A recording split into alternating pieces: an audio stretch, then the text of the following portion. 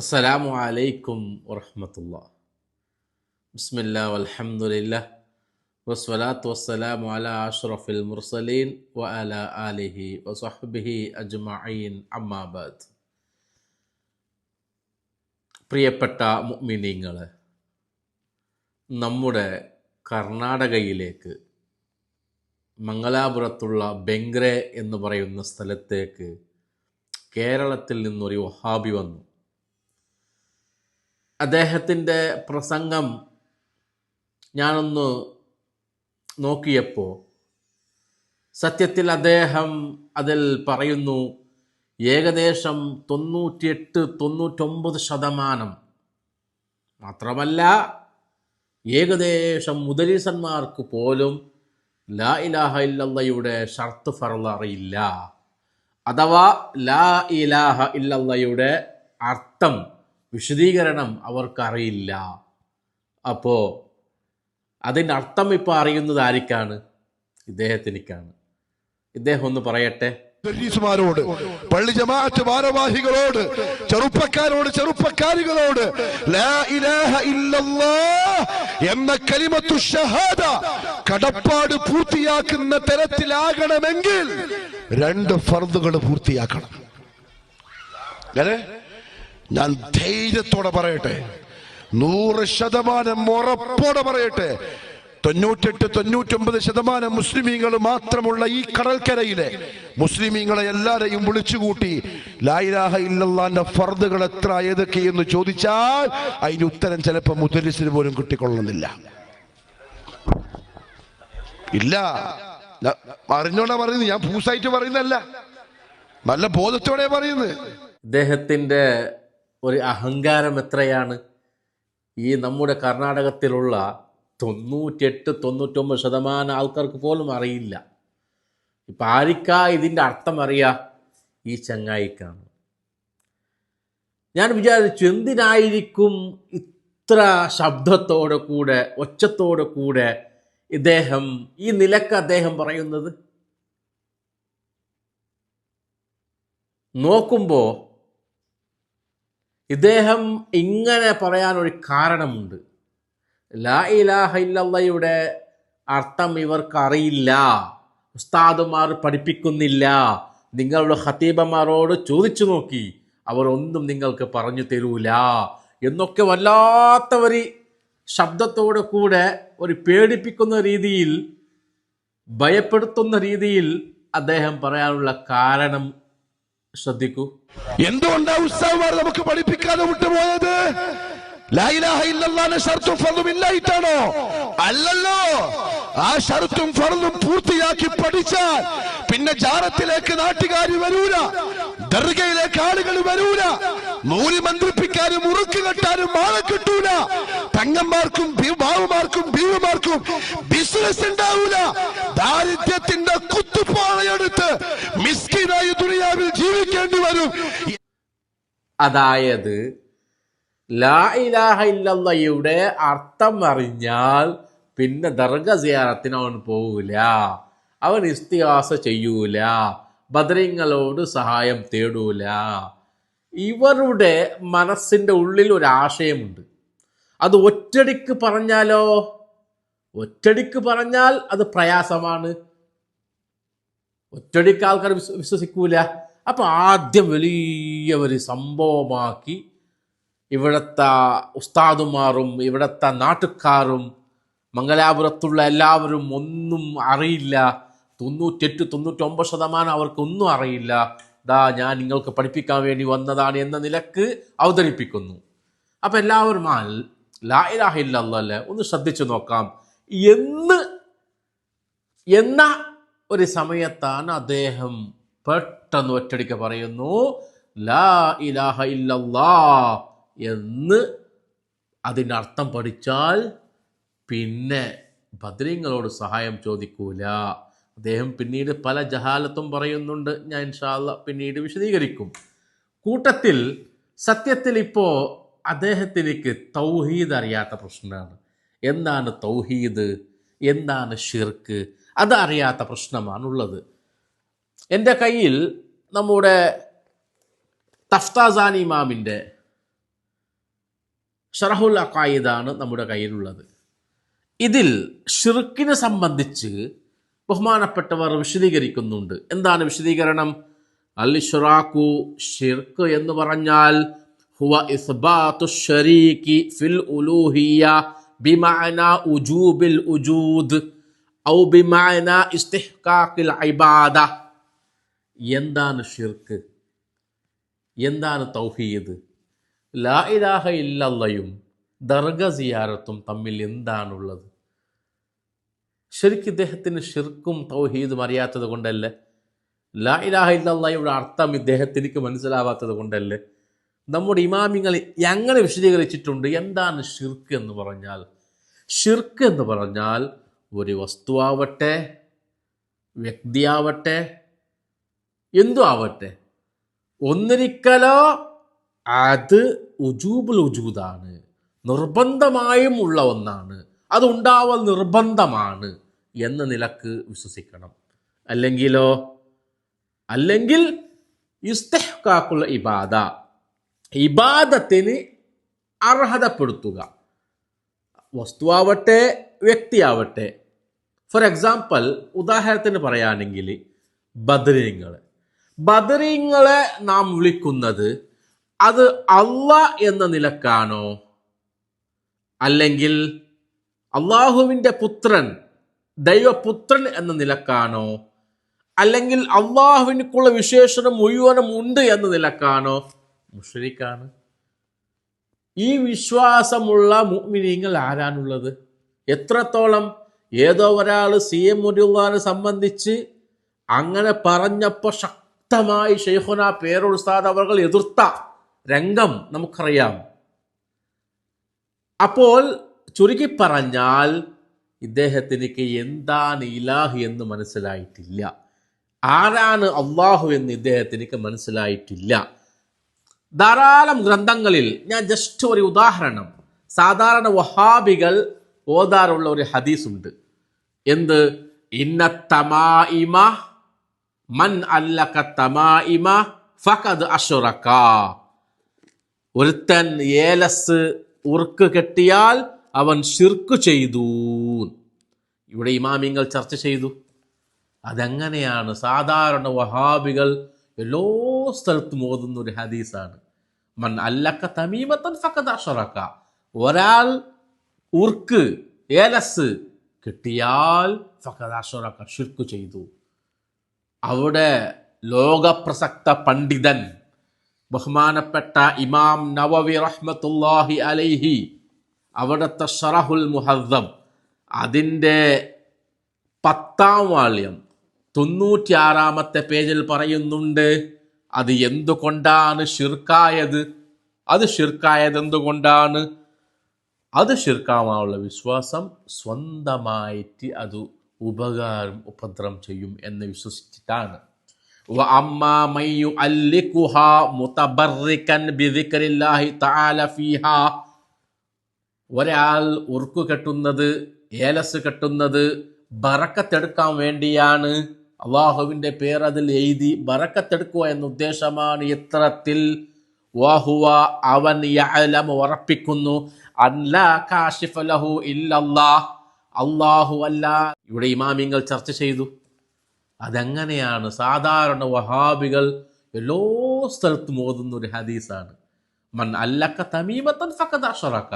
ഒരാൾ ഉർക്ക്, ഏലസ് കിട്ടിയാൽ ഫഖദ് അശ്റക, ശിർക്ക് ചെയ്തു.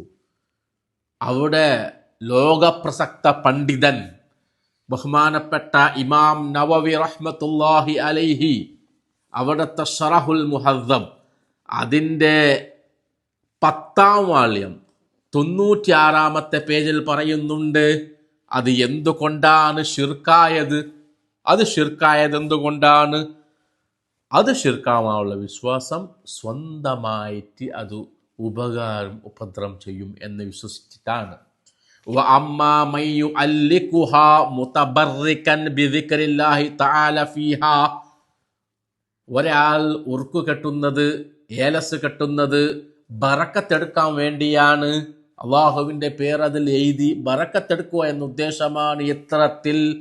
വഹുവ അവൻ യഅലമു ഉറപ്പിക്കുന്നു അൻ ലാ കാശിഫ ലഹു ഇല്ലല്ലാഹ് അല്ലാഹു അല്ലാതെ നൽകുന്നവനില്ല, തടയുന്നവനില്ല, വലാ ദാഫി അൻഹു സിവാഹു അല്ലാഹു അല്ലാതെ നൽകുന്നവനില്ല, അല്ലാഹു അല്ലാതെ തടയുന്നവനില്ല, അല്ലാഹു അല്ലാതെ ശിഫ നൽകുന്നവനില്ല എന്ന വിശ്വാസത്തോടെ കൂടെ ഏലസ് കെട്ടിയാൽ ഫലാ ബഅസ ബിഹ അതുകൊണ്ട് പ്രശ്നമില്ല. ലോകപ്രസക്ത പണ്ഡിതൻ രണ്ടാം ഷാഫി എന്നറിയപ്പെടുന്ന ഇമാം നവവി റളിയല്ലാഹു തആല അൻഹുവാണ് വിശദീകരിക്കുന്നത്. അപ്പൊ ഷിർക്ക് എന്ന് പറയുമ്പോൾ തന്നെ വഹാബികൾ പടക്കും. യഥാർത്ഥത്തിൽ ഈ ഏലസ് കെട്ടുക ഷിർക്ക് എന്ന് പറഞ്ഞതിൻ്റെ ഉദ്ദേശം എന്താണ്? അത് ജാഹിലിയായ കാലത്ത് അവർക്കുള്ള വിശ്വാസമാണ്. സ്വന്തമായിട്ട് ഇത് ഫലം ചെയ്യും, സ്വന്തമായിട്ട് ഇത് ഫലം ചെയ്യും എന്ന വിശ്വാസമാണ്. അതേ സമയത്ത് അൻലാ കാശിഫ ഇല്ലല്ലാ അല്ലാഹു അല്ലാതെ ഒന്നും ചെയ്യുന്നവനില്ല എന്ന് വിശ്വാസമാണെങ്കിലോ തൗഹീദാണ്. ഇതേ ആശയം ഒന്നുകൂടി വിശാലമായി അല്ലാമ മുല്ലാ അലിയുൽ ഖാരി റളിയല്ലാഹു അൻഹു അവിടുത്തെ മിർഖാത്തിൽ വിശദീകരിക്കുന്നുണ്ട്. എന്താണ് വിശദീകരണം? സാധാരണ വഹാബികൾ ഞങ്ങൾക്കെതിരെ, സുന്നികൾക്കെതിരെ ഓതാറുള്ള ഹദീസാണ്. ബഹുമാനപ്പെട്ടവർ പറയുന്നു, മൻ തമസ്സക ബിശൈഇൻ മിനൽ മുദാവ ആരെങ്കിലും വല്ല ചികിത്സയും ചികിത്സിച്ചാൽ വതഖദ അവൻ്റെ വിശ്വാസം അന്ന ശിഫാ മിൻഹു എനിക്ക് ശിഫ നൽകുന്നത് മരുന്നാണ്, എനിക്ക് ശിഫ നൽകുന്നത് ഞാൻ കുടിച്ച ടാബ്ലറ്റ് ആണ് എന്ന വിശ്വാസമാണെങ്കിൽ ലാ മിനല്ലാഹി തആല അല്ലാഹു അല്ല ശിഫയാക്കുന്നത് ഇതാണ് എന്നാണെങ്കിൽ ലം യുശ്ഫിഹില്ലാ അല്ലാഹു അവനിക്ക് ശിഫ നൽകൂല. മാത്രമല്ല ലാ യഹ്സുലു ശിഫാഉഹു ലിഅന്നൽ അശ്യാഅ ലാ തൻഫഉ വലാ തദുറു ഇല്ലാ ബിഇദ്നില്ലാഹ് അത് ഒരു നിലക്കും ശരിയല്ല. കാരണം ഒരു ഉപകാരം ഉപദ്രവം സ്വന്തമായി നൽകാൻ പറ്റുന്ന ഒരാൾ അല്ലാഹ് മാത്രമാണ്. അപ്പോൾ ബദ്രീങ്ങളെ സഹായം ചോദിക്കുക എന്നുള്ളത് അവരോട് സ്വന്തമായി സഹായം ചോദിക്കുന്നതല്ല. ഏതെങ്കിലും ഒരു മുഅ്മിനായ മനുഷ്യനിക്ക് അങ്ങനെ ഉദ്ദേശമുണ്ടോ? ഞാനിപ്പോൾ ബദ്രീങ്ങളെ വിളിച്ച് സഹായം ചോദിക്കുന്നത്, ബദ്രീങ്ങളാണ് ലോകം മുഴുവനും അള്ളാഹുവിൻ്റെ സമ്മതമില്ലാതെ എത്തുന്നതും സഹായിക്കുന്നതെല്ലാം ബദ്രീങ്ങളാണ്, അള്ളാഹു ഒരു പെർമിഷനും ഇല്ല എന്ന ഉദ്ദേശമുണ്ടോ? ഉണ്ടെങ്കിൽ ഷിർക്കാണ്. സാധുക്കളായ മുഅ്മിനീങ്ങൾ എന്താണ് വിശ്വസിക്കുന്നത്? അള്ളാഹുവിൻ്റെ സമ്മതത്തോടു കൂടെ. എങ്ങനെയാണ് മറ്റുള്ള ഇബാറത്ത് ഞാൻ വായിച്ചത്? ബിഇദ്നില്ലാ അള്ളാഹുവിൻ്റെ സമ്മതത്തോടു കൂടെയാണെങ്കിൽ പ്രശ്നമല്ല. അതാണ് തൗഹീദ്. ഒന്നുകൂടി വിശാലമായി ഇസ്മായിൽ ഹിഖ് റളിയല്ലാഹു അൻഹു അവിടുത്തെ റൂഹുൽ ബയാനിൽ വഹാബികൾക്ക് വേണ്ടി മാത്രം സമർത്ഥിച്ചു. എന്താണ് സമർത്ഥിച്ചത്? അൽ ഇസ്തിആനത്തു ഫിൽ ഹഖീഖത്തി മിനല്ലാഹി തആല ശരിക്ക് സഹായം ചോദിക്കുക അത് അള്ളാഹുവിനോട് മാത്രമാണ്. തൗഹീദുള്ളവൻ വൽ മുവഹിദു തൗഹീദുള്ളവൻ ലാ യഅതഖിദു അവൻ വിശ്വസിക്കുകയില്ല അന്ന ഫിൽ ഉജൂദി മുവസ്സറൻ ഗൈറല്ലാഹി തആല അവനിക്ക് എന്ത് വസ്തു കിട്ടിയാലും ഇത് അല്ലാത്തവരിൽ നിന്നാണ് എനിക്ക് കിട്ടിയത് എന്ന് വിശ്വസിക്കുകയില്ല. ഇതാണ് മുവഹിദ്. ബദ്രീങ്ങൾ സഹായിച്ചാലും ഞങ്ങൾ പറയുന്നു അള്ളാഹുവാണ് സഹായിച്ചത്. മുഹിയദ്ദീൻ ഷേഖ് സഹായിച്ചാലും പിന്നെ ഇവിടെ ലാ ഇലാഹ ഇല്ലല്ലാഹ് പുറത്തു വരുന്നത്? ഇലാഹു അള്ളാഹു അല്ലാതെ വേറെ ഒരു ഇലാഹുമില്ല. ലോകത്ത് ഡോക്ടർ ചികിത്സ തന്നാലും ചികിത്സിച്ചാലും ആര് ചികിത്സിച്ചാലും നിങ്ങൾ നോക്കി, ബദർ യുദ്ധത്തിൽ മലക്കുകൾ വന്നിട്ടാണ് സഹായിച്ചത്, എല്ലാവർക്കും അറിയാം. പക്ഷെ ഖുർആൻ അപ്പെടുത്ത് പറഞ്ഞു അമൻ നസ്റു ഇല്ലാ മിൻ ഇൻദില്ലാഹ് അള്ളാഹുവിൻ്റെ ഭാഗത്തിൽ നിന്നല്ലാതെ സഹായം ഇല്ല. അപ്പൊ പ്രിയപ്പെട്ട മുഅ്മിനീങ്ങളെ, ഇദ്ദേഹം കാര്യമായി മംഗലാപുരത്തിലുള്ളവർക്ക് തൗഹീദ് പഠിപ്പിക്കാൻ വേണ്ടി വന്ന് മനുഷ്യന്മാരെ, പാവപ്പെട്ട ജനങ്ങളെ വഞ്ചിക്കുകയാണ്. അദ്ദേഹത്തിൻ്റെ ചീഞ്ഞ ആശയം സമർത്ഥിക്കാൻ വേണ്ടി അദ്ദേഹം പറയുന്നു, നിങ്ങൾ ഖതീബന്മാരോട് ചോദിച്ചു നോക്കി പ്രിയപ്പെട്ട മുഅ്മിനീങ്ങളെ, വിശിഷ്യ ആ ബംഗർ ഭാഗത്തുള്ള മുഅ്മിനീങ്ങളെ. അദ്ദേഹം പറഞ്ഞത് തൗഹീദിന് അഥവാ ഇസ്തിഗാസ എന്നുള്ളത് ഒരു നിലക്കും തൗഹീദിനെതിരല്ല. അതാണ് ഞാൻ ഇമാമിങ്ങളെ കൊണ്ട് സമർത്ഥിച്ചിട്ടുള്ളത്. മറ്റൊരു വിഷയം, അദ്ദേഹം ബദരീങ്ങളെ സംബന്ധിച്ച് പറയുമ്പോൾ ഒരു കഥ പറയുന്നു. എന്നിട്ട് ആദ്യം പറയുന്നു, എനിക്ക് കല്ലെറിയരുത്. എവിടെയെങ്കിലും അങ്ങനെ കല്ലേറ് കിട്ടിയിട്ടുണ്ടാവും. പിന്നെ ഈ നിലക്ക് സഫാഹത്ത് പറഞ്ഞാൽ കിട്ടാതിരിക്കോ? അതുകൊണ്ട് ആദ്യം അദ്ദേഹം മുൻജാമീൻ വാങ്ങുന്നു. അദ്ദേഹം ഒരു സംഭവം പറയുന്നു, അദ്ദേഹം തന്നെ വിശദീകരിക്കട്ടെ, എന്നിട്ട് പിന്നീട് ഞാൻ പറയാം. എന്നെ നിങ്ങൾ കല്ലെറിയാൻ പാടില്ലേ? ഞാൻ നിങ്ങൾ മനുഷ്യന്മാരോട് പറയേണ്ട കഥയല്ല, കഴുതകളുടെ മുന്നിൽ അത് പറയപ്പെട്ടേ ശരിക്കും പറഞ്ഞാൽ. അതുകൊണ്ട് മനുഷ്യന്മാരോട് പറയുമ്പോൾ ചിലപ്പോൾ കല്ലെറിയും. ഒരു കഥ എന്താ അറിയോ? കുറച്ച് കള്ളന്മാര് എവിടെയോ, അതൊന്നും ചോദിച്ചൂടെ, എവിടെയോ പിന്നെ ഒരു പുര കണ്ടുവച്ചു, ഇന്നിവിടെ കയറണം. അങ്ങനെ മുതലാളി കച്ചവട യാത്രക്ക് പോവാൻ വേണ്ടി കാത്തിരുന്നു. അങ്ങനെ അയാൾ പോയ തക്കം നോക്കിയിട്ട് കള്ളം കയറി. കള്ളന്മാര് താഴെ കയറി സാധനം എടുത്തിട്ട് ബാഗിലാക്കുമ്പോൾ മോളിന്ന് ഭയങ്കര ശബ്ദം, വാൾപ്പയറ്റിൻ്റെതും കുന്തത്തിൻ്റെതും അമ്പിന്റെയും വില്ലിന്റെ ഒക്കെ ശബ്ദം. ആകെ പേടിച്ചെല്ലാം കൂടി ചാടിയിട്ട് ഉറങ്ങി ഓടി. രണ്ടാമത്തെ ദിവസം വന്നു, അതേപോലെ തന്നെ. മൂന്നാമത്തെ ദിവസം വന്നു, അതേപോലെ തന്നെ. ഇത് എവിടെയാ നടന്നത്? അമ്മോ, ഈ സംഭവം എവിടെയാ ഉള്ളത്? അത് ഏതോ ഒരു കിതാബിൽ ഏതോ മൂലാർക്ക് എഴുതി വെച്ചതാ, അതല്ലാണ്ട് ആധികാരികമൊന്നുമല്ല. മൂന്നാമത്തെ ദിവസം കഴിഞ്ഞപ്പോൾ വരുന്ന ആര്? മുതലാളി വീട്ടിന്റെ. ഈ കള്ളന്മാർ ഏതാ വന്നിട്ട് പറഞ്ഞു, അല്ല ചങ്ങായി, നിങ്ങളെ പുരക്ക് 3 ദിവസമായി കക്കാൻ കയറുന്നു, കക്കാൻ കഴിയുന്നില്ലല്ലോ, എന്താ സംഗതി? അപ്പൊ മുതലാളി പറഞ്ഞു, അത്രേ, അറിയില്ലല്ലേ, നമ്മൾ പോകുമ്പോ ബദരീങ്ങളെ പേര് വാതിലിന് എഴുതി ഒട്ടിച്ചിട്ട് പോയതാ. അവിടെ നിങ്ങൾ കക്കാൻ വന്നപ്പം ബദരീങ്ങൾ കബർന്ന് വന്ന് എന്റെ സ്വത്തിനെ സംരക്ഷിച്ചതാണ്. ബദരീങ്ങളെ വാടിന്റെ ശബ്ദമാണ് നിങ്ങൾ കേട്ടത്. എന്റെ ശബ്ദം കേൾക്കുന്ന ഉസ്താദുമാരോട്, ഖതീബുമാരോട്, ബദർ യുദ്ധത്തെ ഷഹാദത്തെ കലിമയ്ക്ക് വേണ്ടി ഷഹീദായ 14 പൂങ്കവന്മാരെ കുറിച്ച് നിങ്ങൾ എന്ത് കഥയാ ഉമ്മത്തിന് പറഞ്ഞു കൊടുക്കുന്നത്? എന്ത് വിരോധാഭാസമാണിത്? അപ്പോ ബദരീങ്ങളെ കൊണ്ട് കാവൽ കിട്ടിയ സംഭവമാണ്. ഇദ്ദേഹം പറയുന്നു, എവിടെ ഏതോ ഒരാൾ മുസ്ലിയാർ എഴുതിയതാണ്. പക്ഷേ വാസ്തവത്തിൽ ഈ സംഭവം ലോക പ്രസക്ത പണ്ഡിതൻ ബഹുമാനപ്പെട്ട ഇബ്നു ഹജറുൽ ഹൈത്തമി റളിയല്ലാഹു അൻഹു, ഞാനിപ്പോൾ വായിക്കുന്നില്ല, നിങ്ങൾ അദ്ദേഹത്തിന്റെ ആ സംഭവം കേട്ടല്ലോ. ഇബ്നു ഹജറുൽ ഹൈത്തമി റളിയല്ലാഹു അൻഹു മിഷ്കാത്തിന്റെ ഷറഹ് ഫത്ഹുൽ ഇലാഹിൽ അത് വിശദീകരിച്ചിട്ടുണ്ട്.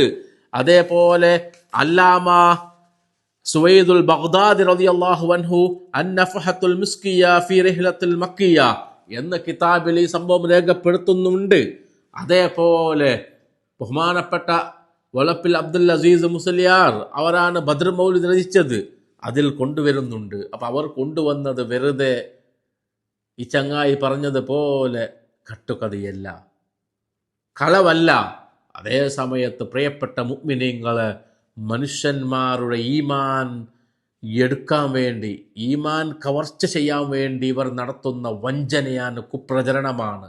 അതുകൊണ്ട് മുഅ്മിനീങ്ങൾ ഇത്തരത്തിലുള്ള പ്രഭാഷണം കേൾക്കുമ്പോൾ ഒരിക്കലും സത്യമെന്ന് വിചാരിച്ച് പോകരുത്. അല്ലാഹു സുബ്ഹാനഹു വ തആല ഹക്ക് പോലെ മനസ്സിലാക്കാൻ ഞങ്ങൾക്ക് തൗഫീക്ക് നൽകട്ടെ. അസ്സലാമു അലൈക്കും വറഹ്മത്തുള്ളാഹി.